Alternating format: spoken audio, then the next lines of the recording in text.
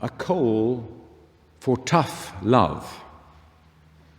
Tina Turner's song, "What's Love Got to Do with It?"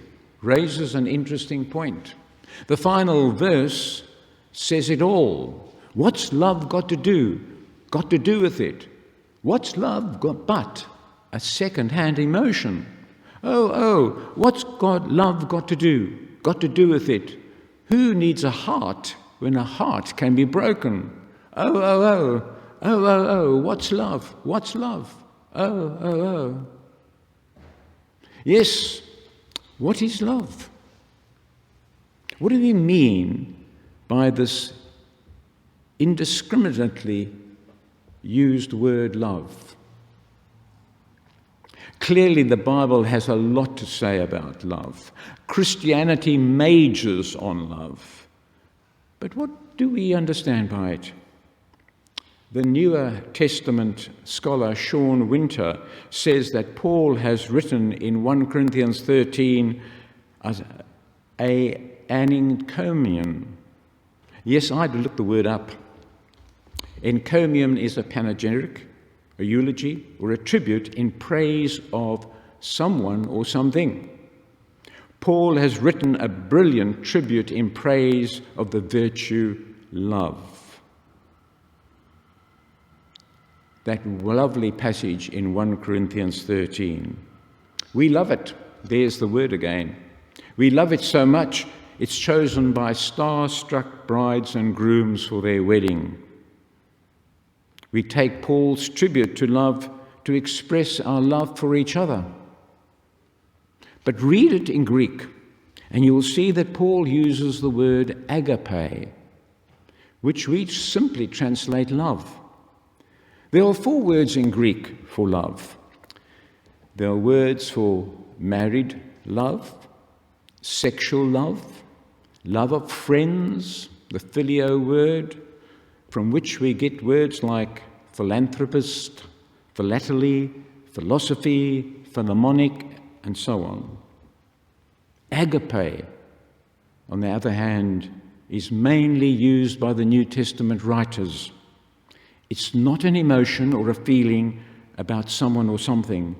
It is a commitment to care and work for the betterment of others.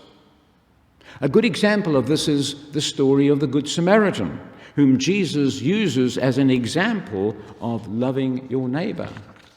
The Samaritan walked along the road. He saw a naked man who had been molested, which meant he couldn't identify the man by his clothes. The emotion involved was compassion, and the ethic was responsibility.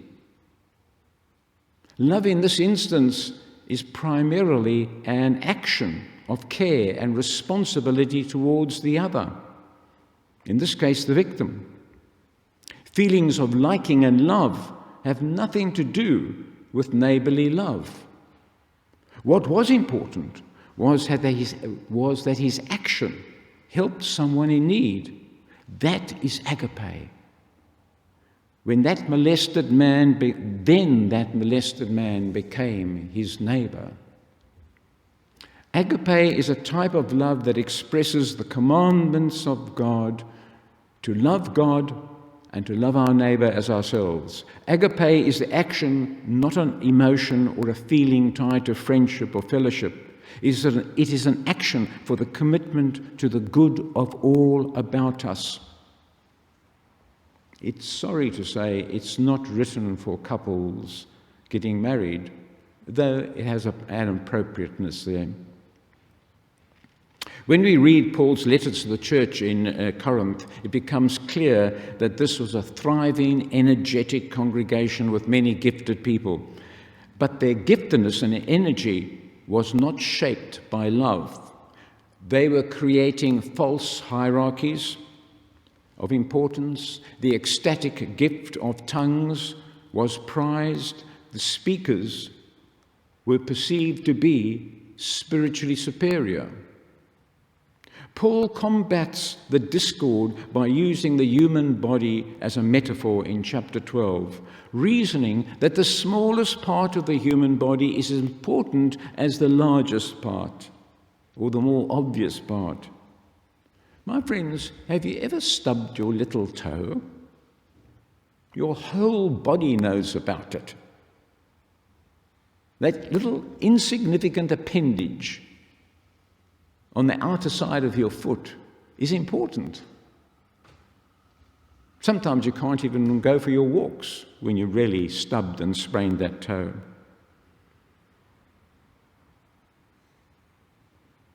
Paul wanted the church at Corinth to know that the upfront gifts are no more important than the quiet, unseen gifts of the people. I, as an ordained minister, am a case in point. I occasionally have people look to me and say, "You're a very significant person in the church." But that is only a perception, for all I have is a competency in preaching and being a liturgist. My spiritual walk is no better than anyone else's. It may indeed be inferior to many. My expression of Christian love may be less than yours. What superiority I might have is in some upfront gifts which do not make me better. Different, but not better. And that's true of all of us. Secondly, Paul writes then to the church, and he makes this point, that there's nothing more important than love in chapter 13. When our daughter, one of our daughters, became ordained, my advice to her, and fathers are allowed to give advice, I said, "I want you to know, darling, that the only thing that matters is that you love your congregation. You don't have to like them, but you do have to love them." That is the secret of every successful church. When love is given, agape is practiced. Thirdly, Paul applies this gift of agape to the worship service in chapter 14, where the divisions are most obvious and evident. Paul says that everything in worship must be done for the upbuilding of the people. Everything we do in worship should work towards the building up of the Christian life. Such an ethic applied to worship requires us to evaluate why we are doing things.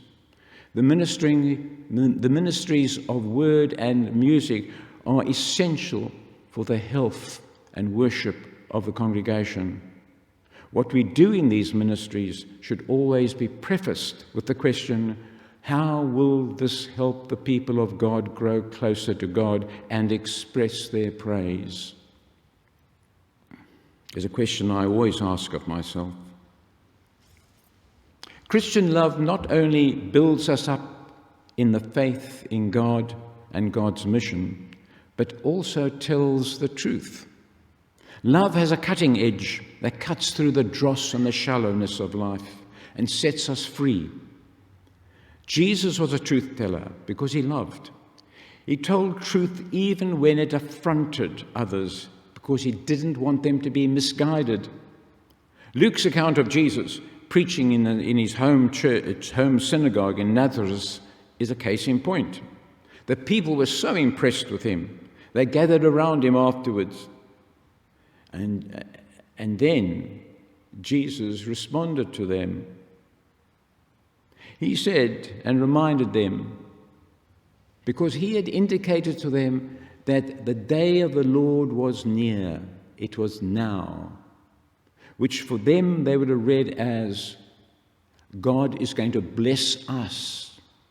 And so Jesus reminds them quickly that in the days of the Hebrew people's great need, the prophets Elijah and Elijah didn't go to the Hebrew people, they went to foreigners. Jesus wanted those people to understand that God comes to bless this world and it's for all people, not just one group. They will all find favor in the Lord. You see, Jesus didn't savor their adulation, but loved selflessly telling the whole truth. This brought his rejection on that occasion. What about the outgoing Australian of the Year, Grace Tame's frosty greeting of the Prime Minister last Tuesday? She did not want to give the impression of her approval of the Prime Minister, whom she believed had inadequately responded to the allegations of sexual assault and the toxic work culture in federal Parliament. She has been criticised for her rudeness, and she has been applauded for her courage to confront the culture of sexual harassment. Grace Tame is living by what she said in 2021. She said, "The whole truth, unsanitized, unedited, is our greatest learning resource." We like things sanitized, don't we? Interestingly, Jesus lived by the same code. Consider his many conversations with his disciples, at times quite brutal. I wonder at times if our social politeness avoids issues, so the end result is that they are left for the strident voices.